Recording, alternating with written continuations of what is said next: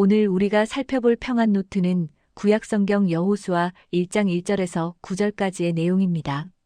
여호와의 종 모세가 죽은 후에 하나님께서 모세의 수종자였던 눈의 아들 여호수아에게 말씀하셨습니다. 내 종 모세가 죽었으니 이제 너는 이 모든 백성과 함께 일어나 요단을 건너라.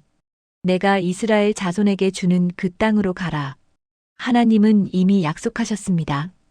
너희 발바닥으로 밟는 곳은 모두 내가 너희에게 주었노니 광야와 레바논에서부터 큰 강 유브라데 강까지 해지는 쪽 대해까지 너희의 영토가 되리라. 그리고 이렇게 말씀하십니다. 평생에 너를 능히 대적할 자가 없으리니 내가 모세와 함께 있었던 것 같이 너와 함께 있을 것이다. 내가 너를 떠나지 아니하며 버리지 아니하리니 강하고 담대하라. 그리고 마지막으로 이렇게 말씀하십니다. 내가 내게 명한 것이 아니냐. 강하고 담대하라. 두려워하지 말며 놀라지 말라. 내가 어디로 가든지 내 하나님 여호와가 너와 함께 하느니라. 이 말씀은 우리가 너무나 자주 듣는 구절입니다. 많은 그리스도인들이 새로운 시작이나 어려움 앞에서 이 말씀으로 위로를 받고 용기를 얻습니다. 강하고 담대하라는 말씀이 3번이나 반복되기 때문입니다. 하지만 오늘 이 말씀 속에서 우리가 조금 더 깊이 생각해야 할 부분이 있습니다. 바로 두려워하지 말며 놀라지 말라는 말입니다. 하나님은 왜 이스라엘 백성들에게 굳이 이 말씀을 하셨을까요? 그 이유는 하나님께서 이미 알고 계셨기 때문입니다. 그들이 두려워할 것을 그리고 놀랄 것을 말입니다. 이스라엘 백성들은 애굽에서 나와 40년 동안 광야에서 모든 고생을 다 겪었습니다. 그들은 산전수전 다 겪은 민족이었습니다. 그런데 하나님은 그들에게 여전히 두려워하지 말고 놀라지 말라고 말씀하십니다. 왜일까요? 그들이 이제 가나안 땅을 눈앞에 두고 있었기 때문입니다. 그들은 40년의 긴 여정을 마치고 마침내 약속의 땅을 앞에 두었지만 그곳은 빈 땅이 아니었습니다. 그곳에는 이미 강력한 족속, 고태, 족속, 역사 속의 히타이트족이 살고 있었습니다. 히타이트는 당시 세계 최강의 군사력을 가진 민족이었습니다. 그들은 철병거를 최초로 만든 민족이었고 그들의 군대는 다른 나라들이 두려워하는 존재였습니다. 하나님께서 이스라엘 백성들에게 두려워하지 말라고 하신 이유는 바로 그 앞에 놓인 현실이 너무나 두렵기 때문이었습니다. 하나님은 그들의 마음을 아셨습니다. 40년 동안 광야를 헤매며 모든 어려움을 겪은 사람들도 눈앞의 거대한 현실 앞에서는 여전히 두려움을 느낄 수밖에 없다는 것을요. 그런데 그들의 두려움에는 또 다른 이유가 있었습니다. 그것은 바로 모세가 죽었다는 사실이었습니다. 모세는 단순한 지도자가 아니었습니다. 그는 이스라엘 민족의 상징이었고 그들의 보호자였고 하나님과 소통하던 유일한 중재자였습니다. 그런 모세가 죽었다는 사실은 그들에게 세상이 무너지는 것과 같았습니다. 이제 그들에게는 의지할 리더가 없었습니다. 여호수아가 있긴 했지만 아직 그에게는 모세 같은 권위나 영향력이 없었습니다. 그들은 혼란스러웠고 불안했습니다. 그런데 하나님께서 말씀하십니다. 내 종 모세가 죽었으니 이제 너는 이 백성과 함께 요단을 건너라. 우리는 이 구절을 읽을 때 종종 이상하게 느낍니다. 왜 모세가 죽었지만이라고 말씀하지 않으시고 모세가 죽었으니라고 하셨을까? 마치 이제 잘됐다, 가라 하시는 것처럼 들립니다. 그러나 그 의미는 단순한 지도자의 교체가 아닙니다. 하나님께서는 새로운 시대를 여시려는 것입니다. 이제 이스라엘의 지도자는 사람이 아니라 말씀이 될 것이라는 선언이었습니다. 모세의 시대에는 모세가 하나님의 말씀을 전하고 백성을 인도했습니다. 하지만 이제 여호수아의 시대에는 하나님의 말씀 그 자체가 백성을 이끄는 리더가 됩니다. 그래서 하나님은 여호수아에게 명하십니다. 이 율법책을 내 입에서 떠나지 말게 하며 주야로 그것을 묵상하여 그 안에 기록된 대로 다 지켜 행하라.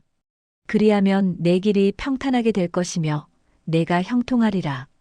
여호수아의 위대함은 그가 전쟁을 잘하거나 리더십이 뛰어나서가 아닙니다. 그는 율법, 곧 하나님의 말씀을 왕으로 세운 사람입니다. 이것은 이스라엘 역사에서 엄청난 전환점이 됩니다.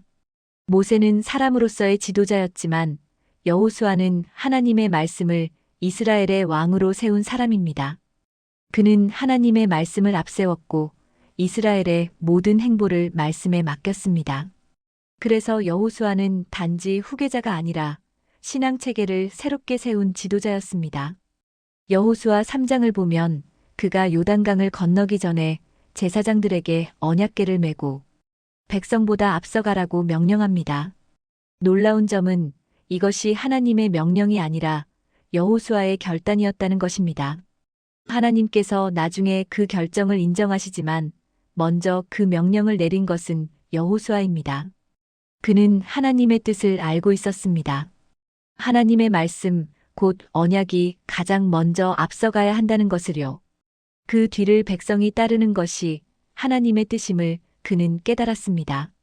그때부터 이스라엘은 어떤 전쟁을 하든 어떤 위기를 맞든 하나님의 말씀을 앞세웠습니다. 그들에게 말씀은 단순한 교훈이 아니라 생명의 기준이었고 승리의 비결이었습니다. 그들은 말씀을 중심으로 진을 치고 말씀을 중심으로 싸우며 말씀을 중심으로 살아갔습니다. 그렇기에 여호수아 시대의 이스라엘은 흔들리지 않았습니다. 오늘 우리에게도 하나님은 동일하게 말씀하십니다. 두려워하지 말라, 놀라지 말라, 강하고 담대하라. 우리는 수많은 불확실성 속에 서 있습니다. 경제는 불안하고 사회는 혼란스럽고 우리의 개인적인 삶에도 예상치 못한 어려움이 닥칠 수 있습니다. 그러나 하나님은 우리에게 말씀하십니다. 두려워하지 말라, 놀라지 말라. 그 이유는 하나님께서 여전히 우리와 함께 하시기 때문입니다. 그리고 우리가 하나님의 말씀을 삶의 중심에 세울 때 그분은 우리에게 평탄한 길을 허락하십니다. 여호수아의 신앙은 단순한 용기의 문제가 아닙니다. 그는 하나님의 말씀을 왕좌에 앉힌 사람입니다. 그는 말씀을 앞세웠고 말씀에 순종했습니다. 그는 자신이 아니라 하나님께서 주신 말씀을 주인으로 모셨습니다. 그렇기에 그는 강하고 담대할 수 있었습니다. 그 힘은 자신에게서 나온 것이 아니라 말씀에서 나왔습니다. 우리의 신앙도 마찬가지입니다. 어떤 사람은 경험이 많다고 말합니다. 이제 웬만한 일로는 놀라지 않아. 산전수전 다 겪었어. 그러나 하나님은 말씀하십니다. 아니, 앞으로 너를 더 놀라게 할 일들이 있을 것이다. 그러나 두려워하지 마라. 내가 너와 함께한다. 하나님의 동행은 경험보다 크고 하나님의 말씀은 어떤 불안보다도 강력합니다. 이제 우리는 다시 돌아가야 합니다. 하나님의 말씀을 우리의 삶의 중심에 세워야 합니다. 교회에서만 말씀을 듣고 집에서는 잊어버리는 신앙이 아니라 매일의 삶 속에서 말씀이 우리의 기준이 되고 방향이 되고 위로가 되어야 합니다. 성경을 펴서 묵상할 때마다 우리는 여호수아가 되었던 그 자리에 서게 됩니다. 하나님께서 그에게 하셨던 약속이 오늘 우리에게도 동일하게 적용됩니다. 이 율법책을 내 입에서 떠나지 말게 하며 주야로 그것을 묵상하여 그 안에 기록된 대로 다 지켜 행하라. 그리하면 내 길이 평탄하게 될 것이며 내가 형통하리라. 형통이라는 말은 단순히 잘 되는 것을 의미하지 않습니다. 형통은 하나님의 뜻 안에서 흔들리지 않는 삶을 말합니다. 어떤 상황이 닥쳐도 어떤 풍랑이 몰아쳐도 내 안의 중심이 무너지지 않는 삶. 그것이 바로 형통입니다. 그리고 그 형통은 오직 하나님의 말씀 위에서만 주어집니다. 지금 우리는 다시 한번 결단해야 합니다. 이 불확실한 세상 속에서 무엇을 붙들 것인가? 사람입니까? 경험입니까? 아니면 말씀입니까? 하나님은 우리에게 말씀하십니다. 이제 너는 일어나라. 강하고 담대하라. 두려워하지 말고 놀라지 말라. 내가 너와 함께 하느니라.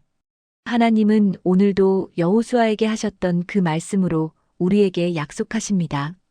우리가 말씀을 왕으로 세우고 그 말씀에 순종하며 살아갈 때 하나님은 우리를 떠나지 않으시고 버리지 않으십니다. 말씀을 앞세우는 사람에게는 길이 열리고 평탄함이 주어집니다. 우리의 눈에는 현실이 두렵고 상황은 복잡해 보여도 하나님께서 주신 말씀은 결코 흔들리지 않습니다. 이제 우리는 여호수아를 본받아야 합니다. 그처럼 말씀을 앞세우고 말씀을 왕으로 세우며 말씀에 순종하는 삶을 살아야 합니다. 하나님께서 우리에게 주신 약속은 변하지 않습니다. 두려워하지 말라, 놀라지 말라, 강하고 담대하라. 내가 어디로 가든지 너와 함께 하리라. 이 말씀을 붙들고 우리는 믿음으로 걸어가야 합니다. 하나님의 말씀이 우리의 길을 인도하시고 그 말씀이 우리의 삶을 형통하게 하실 것입니다. 기도하겠습니다. 주님, 세상은 여전히 불안하고 우리의 앞길은 여전히 알 수 없습니다. 그러나 주님, 우리가 말씀을 붙듭니다. 이 말씀이 우리의 왕이 되게 하시고 우리의 인생을 다스리게 하옵소서. 두려움과 놀람의 순간마다 말씀으로 일어서게 하시고 주님의 뜻 안에서 평탄함과 형통함을 누리게 하옵소서. 예수 그리스도의 이름으로 기도드립니다. 아멘. 오늘도 평탄한 하루 보내셨길 바랍니다. 구독과 좋아요는 저에게 은은한 위로가 됩니다.